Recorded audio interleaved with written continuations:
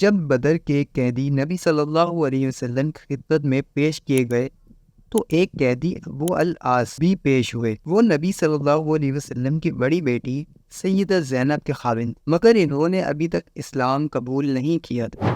انہوں نے حضرت زینب رضی اللہ تعالی عنہا سے کہہ دیا تھا کہ اگر تم مکہ سے مدینہ جانا چاہتی ہو تو چلی جاؤ، میں ابھی اسلام قبول نہیں کرتا۔ چنانچہ غزوہ بدر کے بعد ہجرت کی غرض سے مکے سے مدینہ آنے لگی تو راستے میں کافروں نے کہا، تم تو محمد صلی اللہ علیہ وسلم کی بیٹی ہو کر بحفاظت کیسے جا سکتی ہو؟ لہٰذا انہوں نے ان کو سواری سے دھکا دے دیا اور وہ اونٹ سے نیچے آ گری۔ ان کا حمل بھی ضائع ہو گیا اور ان کو کمر میں بھی درد رہنے لگا۔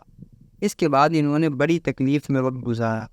نبی اپنی لخت جگر کی تکلیف دیکھ کر رو دیا کرتے تھے اور فرماتے تھے کہ میری اس بیٹی کو دین کی خاطر کتنی تکلیفیں دی گئیں۔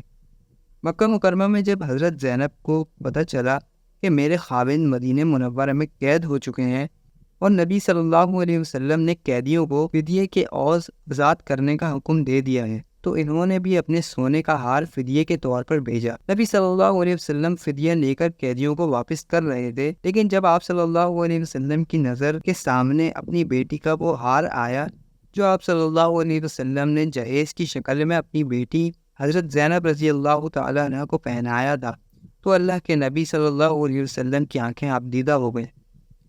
آپ کو اپنی بیٹی کی تکلیفیں یاد آئیں۔ آپ صلی اللہ علیہ وسلم نے صحابہ سے فرمایا، اگر تم میرا مشورہ قبول کرو تو یہ ہار بھی واپس لوٹا دو اور اس بندے کو بھی آزاد کر دو۔ صحابہ کرام رضی اللہ تعالیٰ عنہ نے اس بات کو قبول کر لیا۔ اس سے اندازہ ہوتا ہے کہ نبی صلی اللہ علیہ وسلم کو اپنی بیٹی سے کتنی محبت تھی۔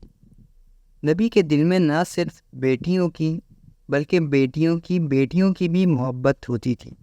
ایک مرتبہ اللہ کے محبوب صلی اللہ علیہ وسلم نماز کے لیے تشریف لائے۔ اس وقت آپ صلی اللہ علیہ وسلم کی صاحبزادی حضرت زینب کی بیٹی امامہ بنت ابی العاص آپ صلی اللہ علیہ وسلم کے ساتھ تھی۔ آپ صلی اللہ علیہ وسلم نے امامت کے وقت ان کو اپنے مبارک کندھے پر بٹھا لیا اور امامت شروع کروا دی۔ صحابہ کرام پیچھے نماز پڑھ رہے تھے۔ نبی صلی اللہ علیہ وسلم جب رکوع میں جاتے تو اس بچی کو اتار کر قریب کھڑا کر دیا کرتے، پھر سجدہ کر لیتے اور جب سجدے سے کھڑے ہونے لگتے تو اس بچی کو دوبارہ کندھے پر بٹھا لیتے تھے۔ آپ صلی اللہ علیہ وسلم نے پوری نماز اسی حالت میں پڑھائی کہ آپ صلی اللہ علیہ وسلم کی نوازی ان کے کندھوں پر سوار تھی۔